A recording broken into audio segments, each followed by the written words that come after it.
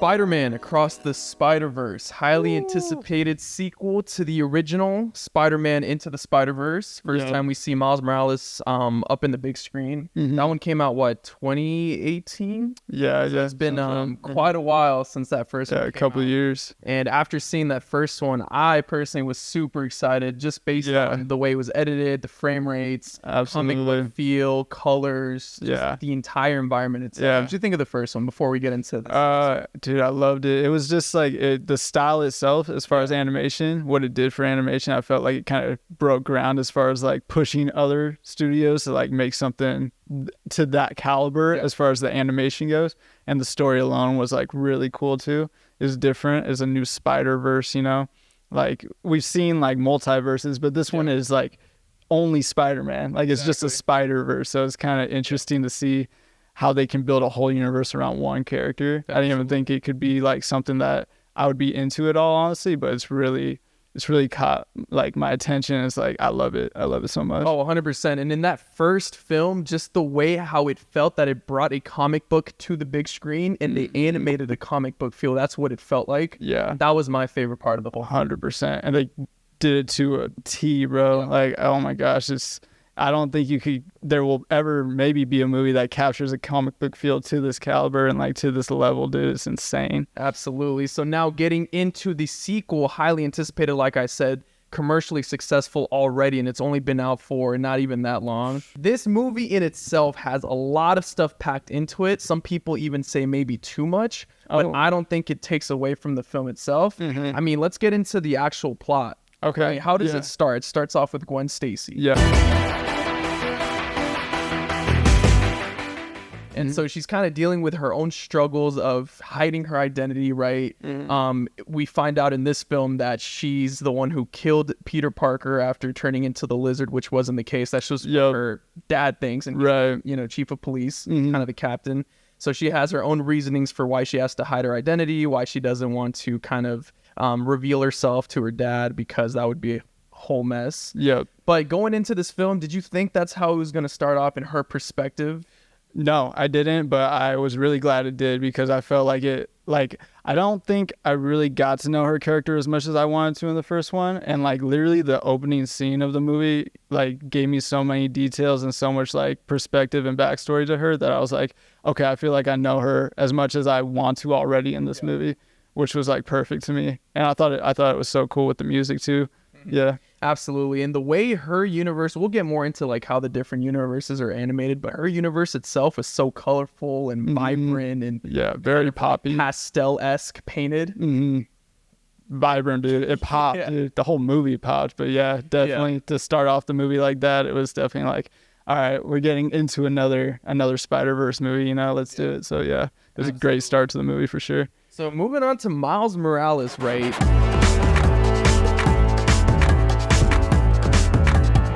We see what he's been up to. Initially, he's already taken over the mantle of being the Spider-Man of that universe. Obviously, Peter Parker in his Earth, I forgot the number for his Earth, but he dies, he passes away. So Peter Parker passes on the torch to Miles Morales, right? So, I mean, what'd you think so far of his storyline? So far of Miles' storyline, it's, I think this movie definitely, again, put into perspective what is different about his story a lot more. Because in the first movie, like obviously it had a lot of different aspects of having a lot of different Spider-Man in it, but it also hit a lot of the same beats of Spider-Man movies that we know and like love. So, you know, we've seen that a bunch of times. So it did have that aspect where I'm like, okay, I've seen this, but it was different enough where I was like, I like it, you know. But I feel like this movie that we just saw, Across the Spider-Verse, kind of took it to a whole new thing with Spider-Man, something I've never seen with Spider-Man before. So what is the main conflict here, right? This is a Spider-Man movie, and it is a Miles Morales themed Spider-Man film where, you know, he has his own issues that he's dealing with. It's kind of a film where he's trying to write his own story and go against fate, right? How are the other Spider-Man really introduced in this film, and what do they add to the film? What is the conflict here? So the whole conflict is the canon, right? Canon events. The canon events. So he is like this anomaly in the universe of Spider-Man. So they're kind of like trying to figure out what to do with him, like how to handle the whole situation with his story, because the spider that was supposed to be in a different universe came to universe 42, came to his universe and bit him. So there's no Spider-Man in universe 42. So that is like kind of this conflict, and like they just like they want to tell Miles that he's not special, like he's not, he's an anomaly. This isn't supposed to happen. He's, kind of a freak or whatever. Yeah.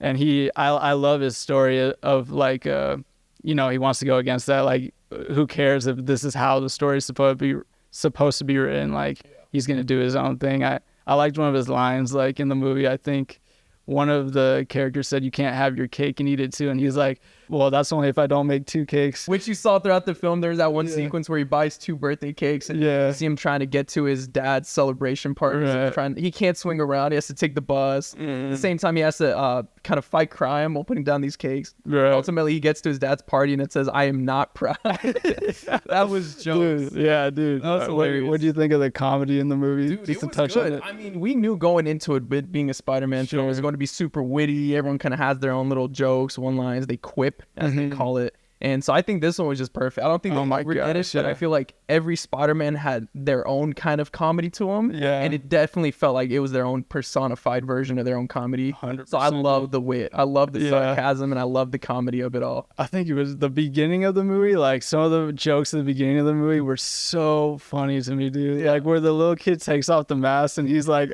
"I don't think I want to wear this anymore," or something. Like, they're just such like little savage little like things that like, oh, I was dying in the beginning of the movie, dude. Oh, 100%. Even, and especially when the villain of the movie gets introduced. Spot.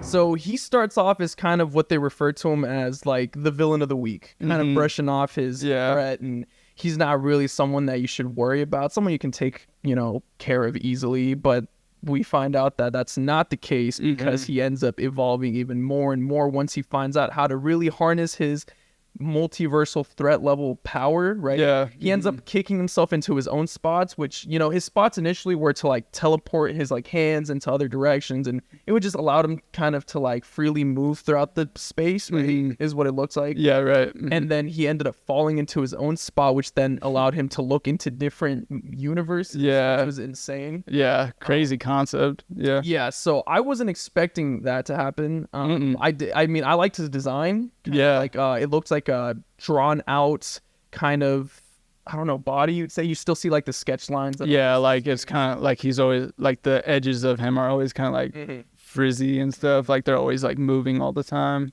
Yeah. Like a lot of dynamic movement in his animation. I liked him though. He was so funny. I thought. Yeah. He was like kind of like he was kind of like that villain of the week kind of like character at first. Yeah, initially. Yeah, and then like once he kind of like realizes his power, you're like, oh, this guy's got power. So it's like, yeah. So how is he connected to the first one? Well, he was one of the scientists that was working on that huge reactor core, right, in the first movie with Kingpin, which kind of caused the entire multiverse to begin really in that film. Right. You see things go wrong, and he kind of gets like either sucked in or kind of like affected by this energy, which then causes him to lose his human form and turn into what we see now, which is the Spot. They always allude to the fact that he was the guy who got hit by a bagel in the first movie. That's kind of how they talk about him in the second one. And this hatred towards him. Miles Morales, like, you took everything from me. And he's like, bro, I don't even know who you are. Yeah. So kind of similar to Amazing Spider-Man 2 a little bit. Yeah. With Jamie Foxx. Yeah, kind of same vibe a little bit. Absolutely. So with this being such a big threat, we get introduced into the Spider Society, which is, directed by Miguel O'Hara, Spider-Man 2099, which we'll get into. But what is their role really? What do they even do as a group? The Spider-Man together. It seems like they're really just a unit to make sure everyone's story is in line, to make sure every Spider-Man in every universe is held accountable and not trying to do their own thing or anything like that. It's really just to keep the canon in line, it seems like. Right. Is what my take is on it. What did you take away from? So yeah, they're kind of like this like multiversal kind of police enforcement group that go around, like you said, making sure everything's in line and things follow as they should. Because we saw in the movie, Miguel O'Hara tried going into a different universe where his Miguel O'Hara gets killed off, but he has a child. So he wanted to replace that version of himself with himself, Right. and then go and have a family. But things go wrong because everything starts glitching, things start disappearing, and ultimately that universe just gets destroyed. Right. So he learns from that, and he decides to make a group, the Spider, what do they call society? That way they can prevent stuff like that from happening, because if too many of those anomalies happen, too many of the canon events, as they call them, don't take place, then it could create a huge ripple effect in the entire Spider-Verse and just destroy everything. Yeah, absolutely. So what did you think of Miguel's character?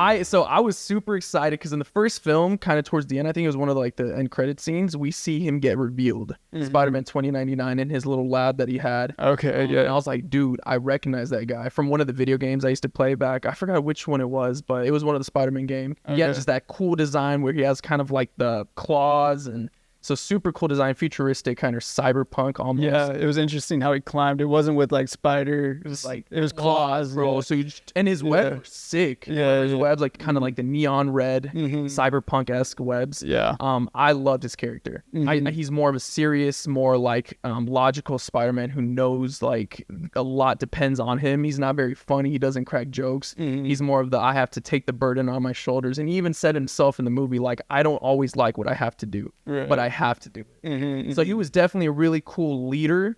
And I liked his design, and I liked the world that he lived in as well. Kind of like that futuristic, almost utopian society look to his universe. What else is there to say? He was he was a good villain character, I guess. Would you consider him a villain? It's just I don't know. It's not really. I don't think so. No, I wouldn't consider him a villain. He's just on the other side of, Miles's thoughts. So, it's just, I don't know. He thinks he's doing the right thing, Sure. Miguel does, which is fair. He thinks he's doing the right thing. It's his intentions are there. But, I just have to agree with Miles. No, I see. And that's taking sides. I kind of agree with Miles too. But the cool thing about this movie, it's also a fight between morality and perspective, right? So obviously Miles Morales is who are you to tell me that I must follow this, let my dad die? I'm the writer of my own story. I'm going to go ahead and do that, right? No one should be able to control my destiny, which I get. But on the flip side, I understand also Miguel's point of view. Dude, if you don't follow the canon event, it could lead to a huge disaster. Would you rather save one person or save the entire universe? Right. I see both sides. I see more kind of a anti-hero maybe. Right? I see it too, because you even see the other Spider-Man kind of starting to sway from his side a little bit in the movie. They're okay, Miguel, you're going too far. This isn't what we talked about, all this stuff. He's kind of going on a rampage of his own mind and stuff. Miguel's kind of just off doing his own thing a little. Obviously he's got all the Spider-Man behind him, but I thought he was funny enough in the movie where I kind of liked his character, and I don't see him as a villain. Obviously Spot is the villain, but he is another character that Miles is definitely gonna have to watch out for sure. Miguel is on Miles's back for sure. So I'm really excited with the introduction of Spider-Man 2099, and this is a good point to start talking about the other Spider people, I should say, right? So who all do we see? So, we had that whole group that we got introduced to in the first one, and we got some new names that we get to follow quite a bit. Absolutely. One of them, a big one, being Spider-Punk.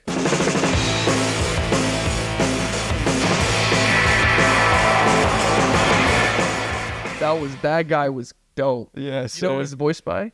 Daniel Kaluuya. Yeah, Daniel Kaluuya. I was extremely surprised. Shout out Munchies. He brought it up to me. I was like, I just didn't recognize him. He had I didn't know either. Accent. That's sick. That is sick. I love that, dude. And knowing that after the fact, I'm like, oh yeah, no wonder it worked so well. Yeah. So Spider-Punk, what was his name? Hobie? Hobie. Yeah. Yeah, and what I thought was funny is he had this relationship with Spider-Gwen. She would mention like, oh yeah, Hobie lets me crash at his universe sometimes. Yeah. She's caught, having his hoodies on or his shoes on. So Miles got a little tension there. Yeah, Miles is like, what's my girl? Yeah. You know what I'm saying? So that was cool. I like that little tension between there. But ultimately, Miles looked up to Hobie like, Oh yeah. cool, bro. Like, Yeah, were you always this cool under the mask? And Hobie's like, I've been cool this whole time. Yeah, yeah. I loved his just vibe. And his Yeah, expression. he was chill, and he was like, obviously he was a part of the spider, society, but he was a rebel. He's a rebel kind of character, and Anarchist. absolutely, and he's helped Miles. He helped Miles escape. He gave him ideas. So I love his character, dude. He's definitely against government and order. Yeah. He wants to do his own thing, which is cool. What other spider people did we see? We saw Spider-Woman came in introducing a cool like motorcycle. Yeah. She's just riding around. But there is one thing. Currently got one on the way. That's exactly what I mentioned. I'm glad you brought that up. For me, something that didn't really make sense, I'm sure they'll explain it in the third movie, right? Yeah. Is so you see that she's pregnant and she kind of introduces that. Right. She's talking about her man and we don't know who this guy is and we don't know potentially what the baby could be like, but they didn't really expand on it. No, they didn't. And like thinking about it, like literally right now, thinking about it, I'm like, that's kind of weird, but maybe the next movie, I don't know. Yeah. But yeah, it's kind of a random thing to, I don't know, whatever. For sure. I think for me personally, it would have been a bigger reveal if we saw her do all these cool action-packed things, and then we saw in the third movie that she was pregnant the whole time. So it'd be like, how are you able to do all these maneuvers and move like this and be carefree and you have a baby? And I feel like if they were to reveal that later on, it would have hit more, because now I'm just confused. Like, why did they reveal she's pregnant? Sure, yeah. Could it play a huge factor in what's going on in this universe? Right. I don't know, but I did like her character. I did too. She definitely played more of like a role model to Gwen. I mean, Gwen even made that joke. Can you adopt me? Yeah. You know what I'm saying? Fighting the Falcon. Yeah. Or Vulture, I should say. Sorry, they were fighting Vulture. Which, speaking of, he was cool. Vulture was sick. He was from like a Renaissance era. Yeah, I liked his design. It was kind of like, how would you even explain that? I don't know. It was like a sepia kind of like, where it's like brown tone kind of design and artwork. Yeah. It was very like lots of line work, like lots of like scratch lines kind of. I don't know what kind of style you would call that really, but yeah, but it was interesting. This whole movie is so interesting because there's a huge clash between appearances and the way things are drawn and stuff, and it's all mixed together. So seeing like, for example, the way he was drawn or animated in Gwen's universe, it just popped out so much. Yeah, so good. 100%. Yeah, I liked it. Yeah. So that's a huge recurring thing in this film, just the differences and artwork. That's what's so insane, and that's why it took so many years to make this movie, dude. It's just because like to mash all those up into one movie and to have like a story like that. Like they said the shot where Spider-Man's getting chased, Miles is getting chased by all the Spider-Men, took 4 years to make. 4 years to make one scene, which I could see it. There's so much detail in that. So much detail. I mean, there's a little TikTok where you see a Spider Popsicle chasing in the background. Yeah, I saw Munchies mention that to me. Yeah, that was hilarious. I do want to talk about my favorite Spider-Man in the film, Spider-Man India.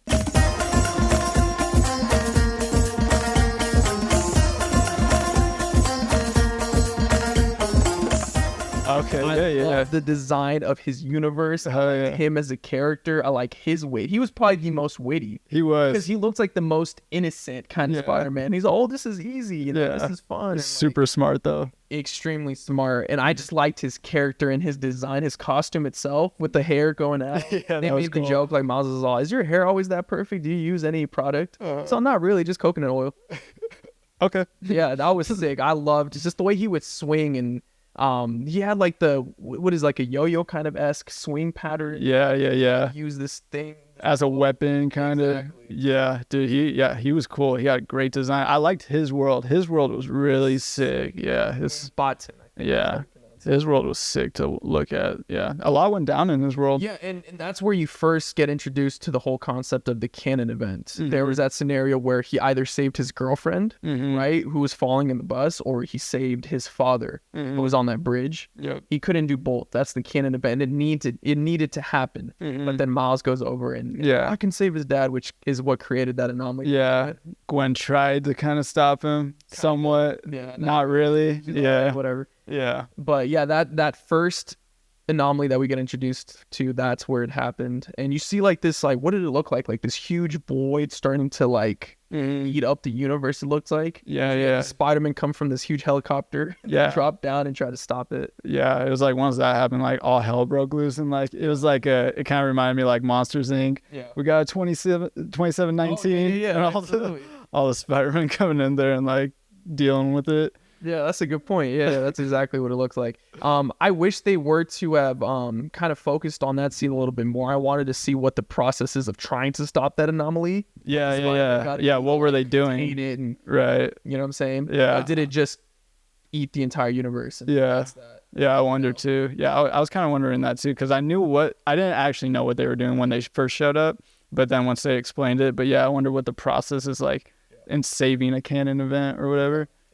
Yeah, that's interesting. That's an interesting point to bring up. So once Miles Morales finally goes back to his universe, he gets into that weird like spider kind of chamber that's kind of deconstructs and sends him back to his universe. Yep. We find he gets back home, but is it home? It is not home. It's not home. It's home to the spider that he was bitten by. Exactly, Earth 42. Yep. Which I missed the detail because it didn't show on the computer he was getting sent to Earth 42. I completely missed it. So that reveal actually did hit me. I was like, what the hell? Let's bring up really quick before we get into him going there, who helped him get there. Her character's name. Do you remember her character's name? Oh, it was like the kind of like the. She was wearing VR headset. She was at home, but she was like. Incorporating Avatar. Yeah. She wasn't in the flesh, but she was from home, kind of doing her thing. Yeah. So Miles definitely has some people on his side, like for sure. Yeah, because she the contemplated stopping the machine, but she didn't. So that's a good point to bring up. But yeah, so now he's in Earth 42 or Planet 42. Yeah, Earth 42. Earth 42, which is where his spider's from, but he's never been there. Yeah. So yeah, it was cool when he was speaking to his mom and he finally decides to reveal to his family that he's Spider-Man. She's like, "What is that?" Yeah. What are you talking about? You shoot webs out of your culito, like she said. And he's like, "I had a nightmare about that once." But yeah, so he gets transported into the Spiders universe, the one that it came from, Earth 42, just to find a what do you call it? A Prowler or his uncle. I forgot his name, but he's still alive in this universe. Uncle Aaron, right?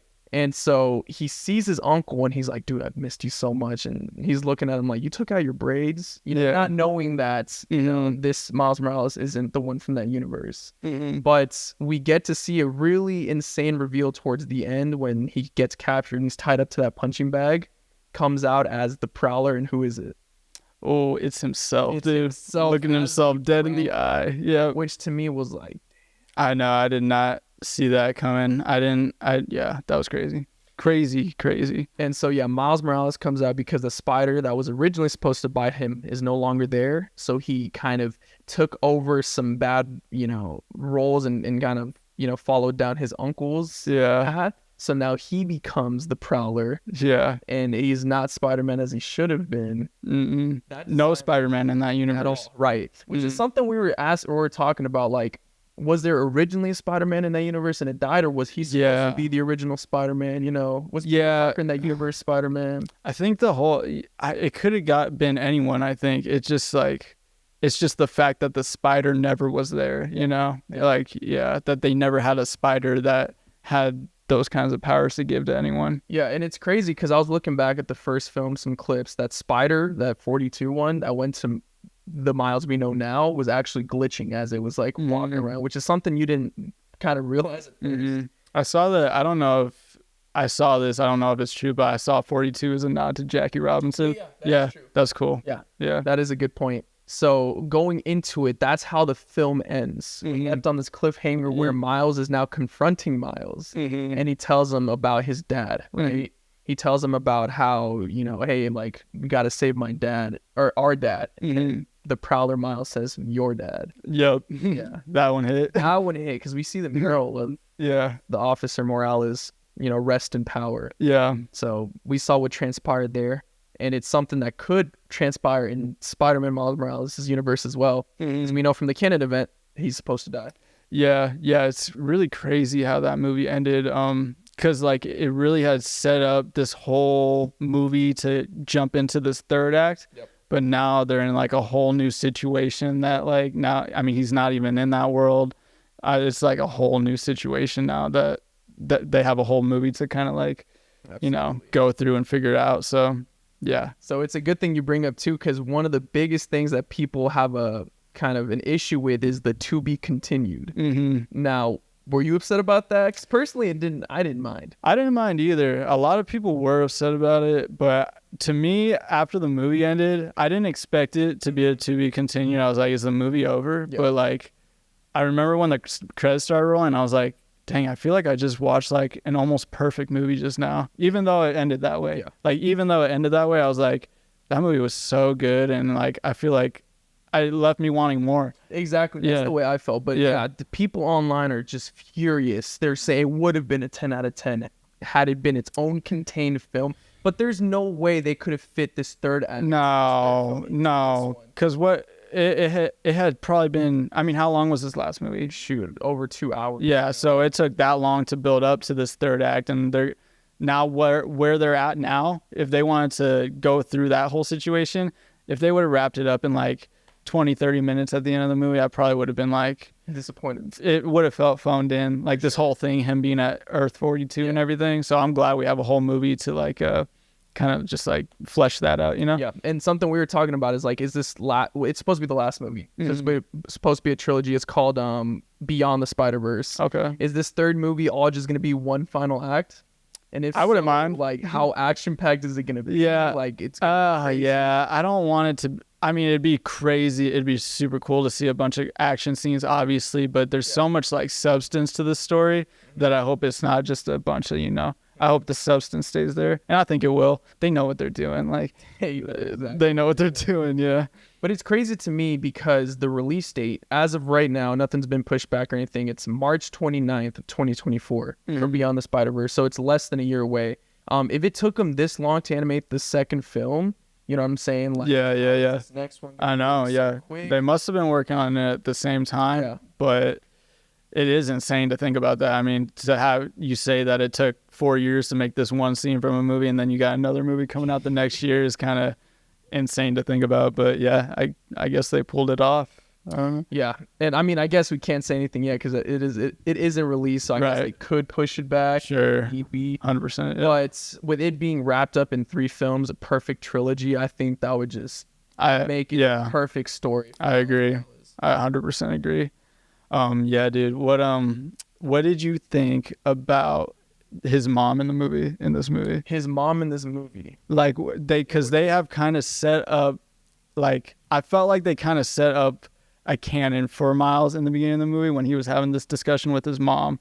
Okay. And he's like, I'll be right back. And then his mom was like, they had this really heartfelt moment, Miles and his mom did.